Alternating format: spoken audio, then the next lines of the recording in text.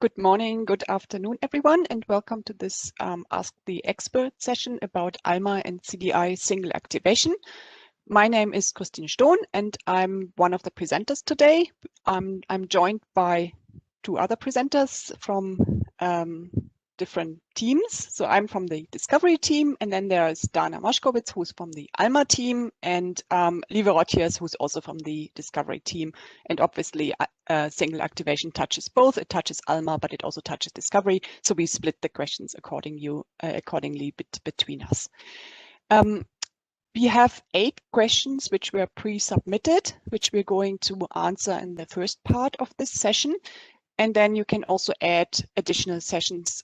Please use the Q&A for that. Please do not use the chat for that. Better use the Q&A so we can see the questions and we try to address them as much as we can at the end of this session. So I'm going to start right with the first question. So the first question that we received was about A&I databases, specifically about Web of Science. We have a subscription to Web of Science and its citation index, Science Citation Index Expanded, Social Sciences Citation Index, Arts and Humanities Citation Index. Is it necessary to activate the many collections, for example, the Web of Science Arts and Humanities Citation Index 2011, for CDI full text only for every year we subscribe to? Besides activating CDI full text only, do we need to add the level URL override? So that's an interesting question. Actually, we had quite a few questions about A&I databases. So specifically for this question, this is very typical for Web of Science because, as you probably know, Web of Science has a lot of different yearly collections in your Alma community zone. So there are basically 2 answers to that.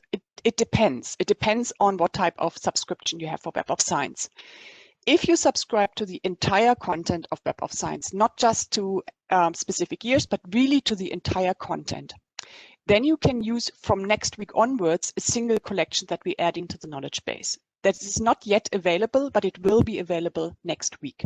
So if you subscribe to the entire content, wait until next week and then activate the one single collection that will be available. So the collection will include a descriptive record and a URL. So there's no reason why you should add an URL override or anything. That's all going to be there. And if you have that entire content, then we recommend to deactivate or remove the yearly Web of Science collections that you already have activated, maybe, or that you see on your institution zone.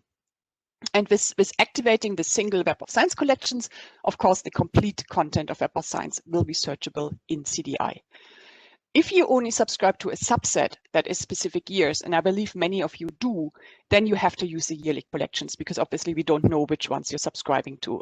That's why we have the many yearly collections, because many people subscribe to it that way. So use the yearly collection as appropriate for your subscriptions and activate them in the same way as I just described for the complete collection. I should also emphasize again that there are 2 options here to activate the collections. Activate it in Alma in the same way as you activate the full text collections, so fully activate them in Alma, or alternatively activate them only for CDI. That is the full text for CDI only option. And I come back to this in the answer for the next question because it's a similar question. It's related to this also for A&I databases. Okay, so the question 5, again, it's related.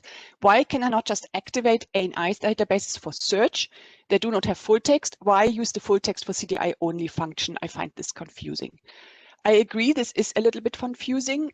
The A&I collections require a subscription for searching, and that is why they need to be fully active in Alma. You cannot just activate them for search. They need to be fully active in Alma in order to be published properly to CDI.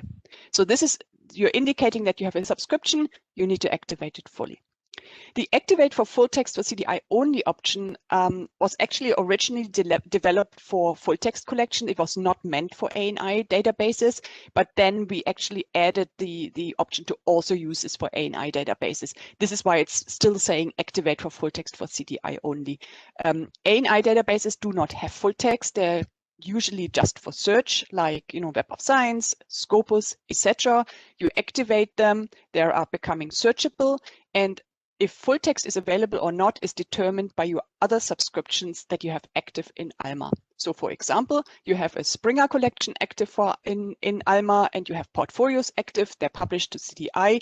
If a citation from Scopus matches one of the Springer collections that you have active or one of the Springer portfolios you have active, they appear as full text available in CDI. So again, activate for full text. So the only option can be used for the ANI databases. In this case, the term full text doesn't really fit, and I agree it's a little bit confusing, but it can be used here if you want. We are working on a better solution here. We quite appreciate that you find this confusing, so we are redesigning it, and we are looking at improving this flow. For example, to use the search activation in future to make it clearer what's full text activation and what is search activation. And ANI databases are by nature searches and not full text. I hope that answers the question. Otherwise, please use the Q&A to add follow-up questions. And the next question, Dana, is for you. So this question has to do with Alma institutions that are part of a consortia. So the question is regarding let's read it out loud. If we share a network zone collection and CDI is set up in the network zone, and we inherit the CDI record, we need to have a copy of the same CDI record in Alma institution zone environment in order for our local Primo search to work. In a consortia environment, the central office manages electronic collection in the network zone environment. Once a collection is active in the network zone, it's available to all of the members based on the setting that was defined by the central office in the network zone. So there is no need to do anything in the individual institution zone. You do not need to create you do not need to activate a collection in your network zone, and you do not need to deal with anything that is related to CDI in your institution zone for that specific collection. Everything that is set up in the network zone will be available to the institution zone. It will be available to the discovery through the Primo local index, and it will be available in CDI based on the settings that were defined in the network zone. So if it's an electronic collection that is activated fully for Alma, for full text, then it will appear as available for full text in CDI as well. If it's only searchable, then it was defined as only searchable in CDI, then it will only be searchable in CDI.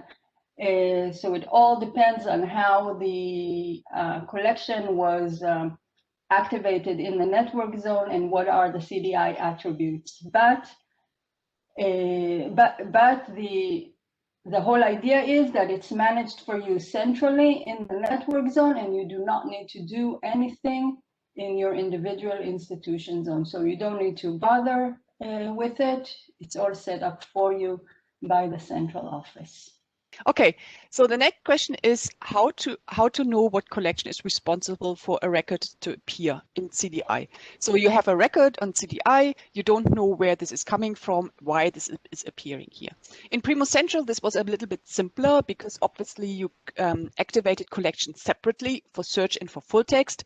Disadvantage is that it's completely separate. It had to be duplicated, and if you activated something in Alma, it was not necessarily reflected in Primo Central. In CDI, both happens together. The disadvantage here a little bit is that it's more difficult to see which record is actually which collection is actually responsible for a record to appear. Advantage is it all goes automatic. You publish your full text and everything in CDI in Alma. You activate everything in Alma and automatically appears in CDI. So this automation is a little bit confusing sometimes. I think it has a lot of advantages. That's also the feedback that we got from a lot of you. But there are also some problems with troubleshooting because you don't necessarily see what is responsible for something to appear. So you can actually see the activation source, or what we call the activation source here, in the record itself.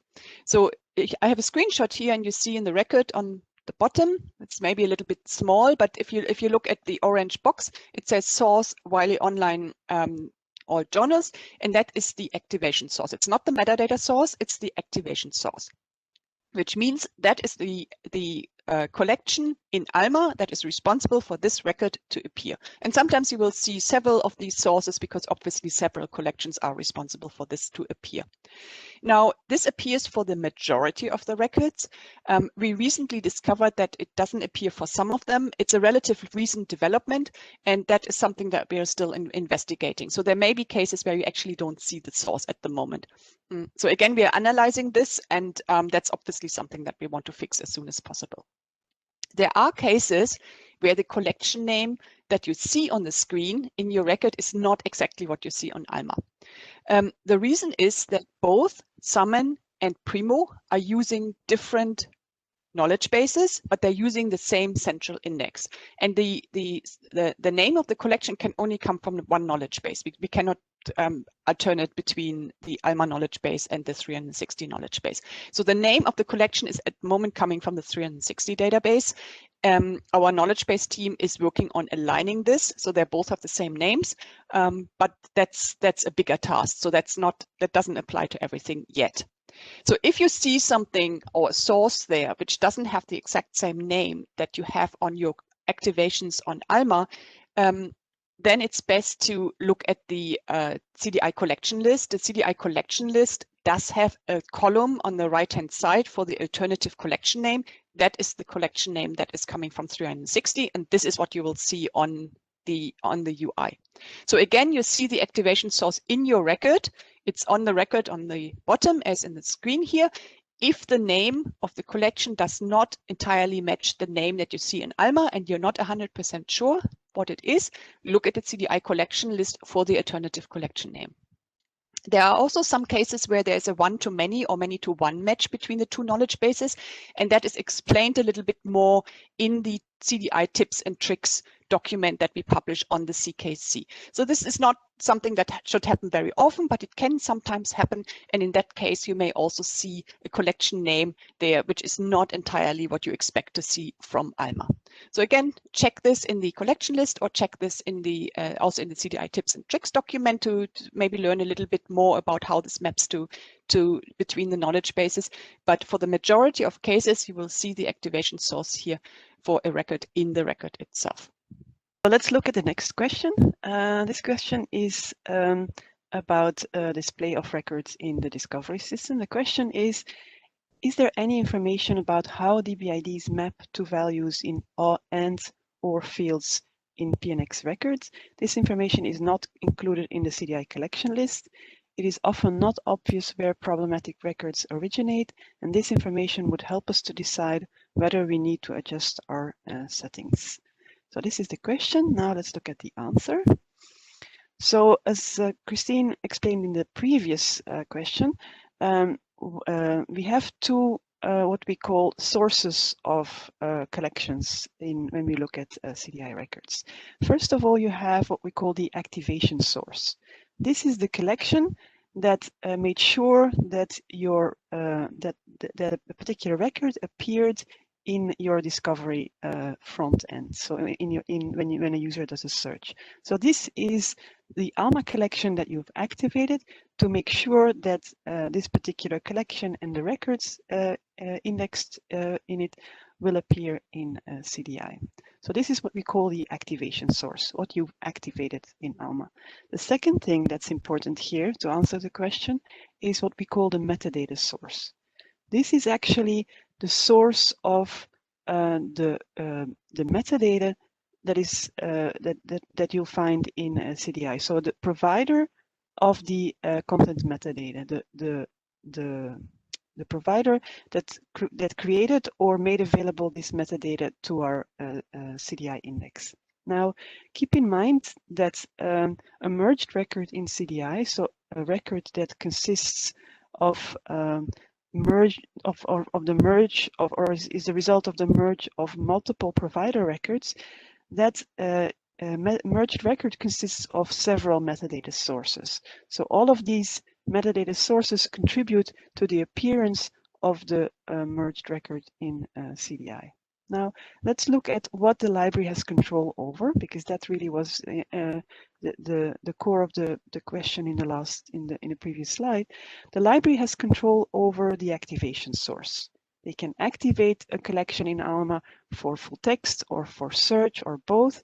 So this is what each of our libraries has control over. They do not have control over the metadata sources that form a merged record. So you can determine what's active and will appear in Alma, but the actual metadata source that is responsible for the merged record, this is not something that you can control. Now, if you find that there are any issues with merged records or even records that are not merged that appear in your CDI search results, we encourage you to report them to Ex-Libris support, because we are responsible for this. So we want to make sure that the records look as they should look. All right, so I think this answers my question. If there's any follow-up questions, let me know in the chat. Okay, so this is something that I'm going to answer.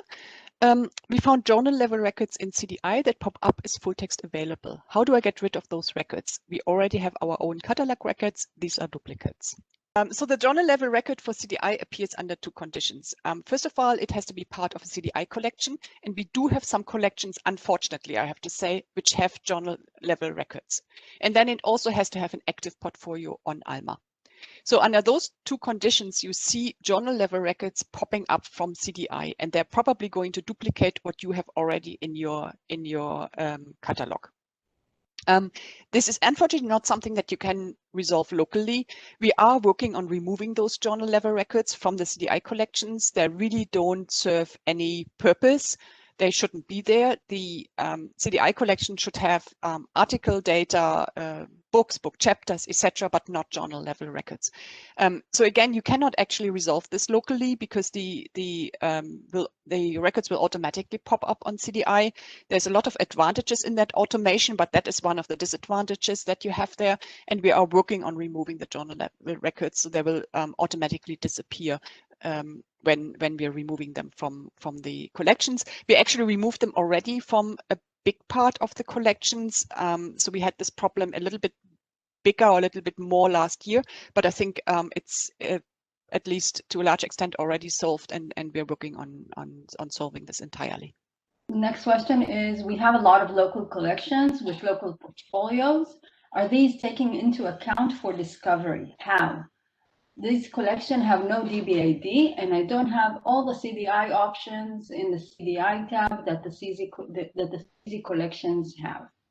First of all, local collections are taken into account. Usually a local collection in Alma will have a list of portfolios associated to it. And those portfolios will be published to CDI along with all other portfolios that are active in Alma. So CDI knows about all of the electronic holding based on a process that publishes all of the portfolios to CDI. It's a process that runs in the background that we have in place, which informs CDI about your electronic holdings. This includes the local portfolios that you have. So all of this information is passed to CDI, and then CDI will try to match the portfolios with the content of CDI in order to mark the relevant content as full text available. It usually does that based on identifiers that are associated with the portfolios. Once it finds a match, it knows to mark the relevant content as full text available, taking into account everything, the coverage information and so forth. So based on that, CDI knows how to mark the content as full text available. And again, this applies to both community zone portfolios and local portfolios. We don't need to have a specific CDI identifier in order to match for full text availability. We are basing the match based on standard identifiers that exist in the descriptive records of the portfolios. When do we need the DBID that was referred to in the question? The DBID is an identifier of a collection in CDI, a complete collection in CDI. And it's only available for community zone collection because we mapped between community zone collection and the CDI content, and we have the association of the DBID to map between them. And of course, when you create a local collection, it doesn't have a DBID. Again, a DBID is an identifier of a collection in the which is only available in the community zone. But what is the DBID needed for? It's only needed when you activate the complete collection at the level of the collection itself, meaning that when we need to be able to identify the complete collection for search. This is usually needed when the collection does not have portfolios. When you don't have portfolios and you want to activate the entire collection for search, then we need to be able to identify the collection using the DBID, so we know to expose all of the content of that collection for searching. So this is only relevant to community zone collection, and it cannot be applied to local collections. Local collections with portfolios are used for the full availability indication, and complete collections with DBIDs are used for searching in CDI. We go to the next question. The question is, I don't quite understand how the option "we subscribe to only some titles in the collection" should be used. I understand that this is not related to how we subscribe to a collection, whole collection or individual titles, but what effect does it have and when should I use it? So this really is a question about the option "we subscribe to only some titles in the collection" in the CDI tab of your electronic collection editor. All right, let's look at the answer.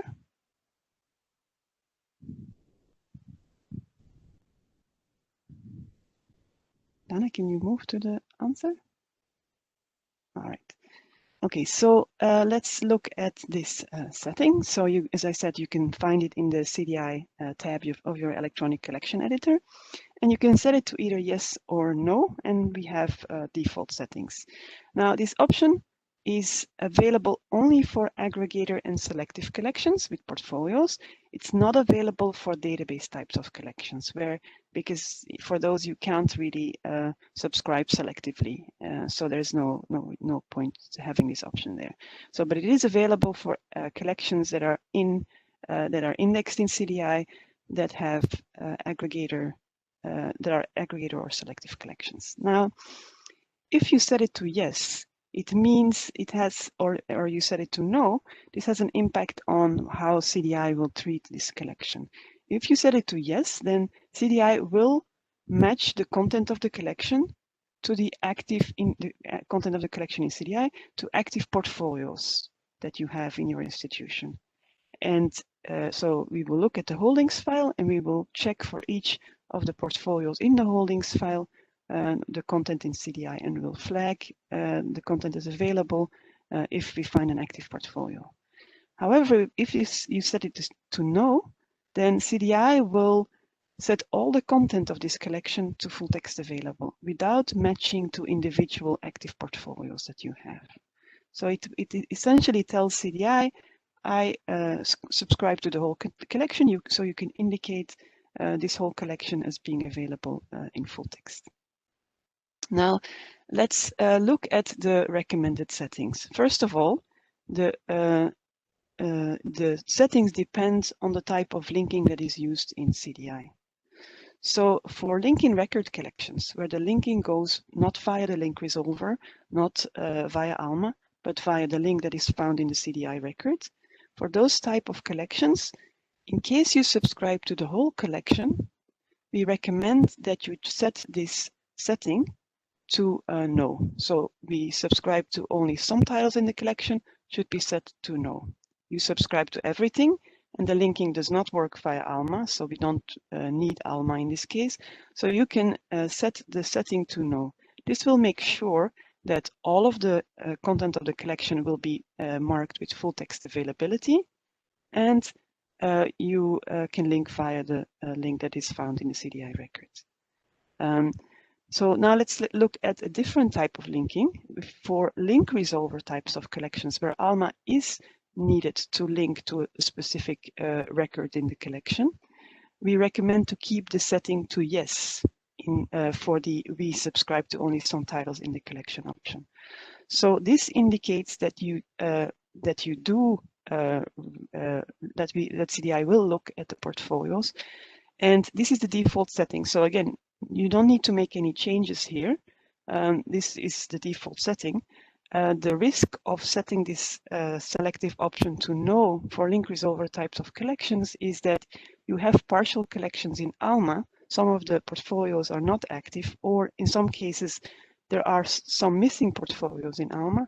In that case, what will happen if you would set the setting to no is that CDI thinks you subscribe to everything and will flag the portfolio because of a blanket setting. So we set all of the records in CDI to available in full text. But if you don't have an active portfolio in Alma, then you will not be able to link via the link resolver. Alma will say, hey, there's no active portfolios. I can't link to this particular journal or book. So this is so you could potentially cause some linking problems with some of the titles in the collection. So this is why we recommend to keep it to yes. But as I mentioned, this is the default setting. So this explains what this particular setting does and what are the recommended settings for both types of collections, linking record versus link resolver. All right, so this is the answer to the question. Liva, there is actually a follow-up question coming in. So I'm just going to read this to you, and then it just fits for this question. So I think that's for you to answer. So do we need to keep portfolios activated in Alma for link in record collections? What is the advantage of keeping them there, as adjusting anything within them won't appear in Primo? For linking, you don't need to activate any portfolios, because the link that will be used in your discovery system will be the link that is in the provider record, and Alma is not actually doing any work here. However, you could potentially activate the collection if you are using the Alma link resolver in other places than your discovery system. For example, if you use, let's say, Google Scholar, or you use PubMed and you have links there, and your users are used to using Alma link resolver outside of your discovery system, then it could be useful to activate the portfolio. So for Primo, for your discovery, it's not needed. But if you are using your link resolver in another place, it could be useful. Okay, thank you, Liva. And then we have another question about Westlaw. Oh, I'll try to answer that. So Westlaw EU, Westlaw Classic, Next, and International, and Westlaw UK package are not available in the Alma community zone. Which of the Westlaw available in the community zone should we activate? It's not a question that I can answer ad hoc, I have to say, because that's the content team should probably look at this. What I do know is that actually Westlaw Next and Westlaw International should be in the ZZ. So maybe you just didn't find it there, but it should be there. Westlaw is generally problematic because the contracts we have are per region. We cannot have some sort of global contract. I'm not in the detail there, but I know it's problematic with Westlaw, which is why they're a little bit patchy in the knowledge base, and they're not all just added in one go. I suggest for this, I'm checking with the content team, and we'll get back to you because it's a little bit difficult for me to answer this here. Okay, so this was the second question via the QA. I don't have any other questions right now, so I am going to give this another couple of minutes just in case someone is typing. In the meantime, I would like to point out that we have some more webinars coming. Ask the Expert Troubleshooting Content Issues may be of interest to you. This is coming in February 23. And then there's a Content Quarterly webinar, which is going to cover best practices for CDI, and another Ask the Expert Content Ingestion and Content Flows in CDI in March 22, which may also be of interest. We also added here 2 articles, which might be useful because they're covering also different parts of what we covered today, the questions that were submitted. So that's the single activation with a fully flexible setting and the CDI tips and tricks. I should also add that we are adding to these articles. So if we get particular questions from different customers and it becomes clear that this is something that is confusing for people, that need to be clarified, or where people need to have more tips, we're adding this to these articles. So it's worthwhile maybe to I think you can set an RSS feed on the Knowledge Center, or to just check this sometimes to see if something was added. Okay, there are no other questions coming through here, so I think we are probably going to wrap up here. I'm just going to check here again if I'm not missing anything. But no, there are no other questions coming through. Okay, so remains to me to say thank you very much for joining today. I hope that you found this useful. Obviously, the recording will be available for everyone if you want to recheck things, and also the links that we are adding here. Yeah, and thank you, Lieve and Dana, for joining as well. Have a good day, everyone.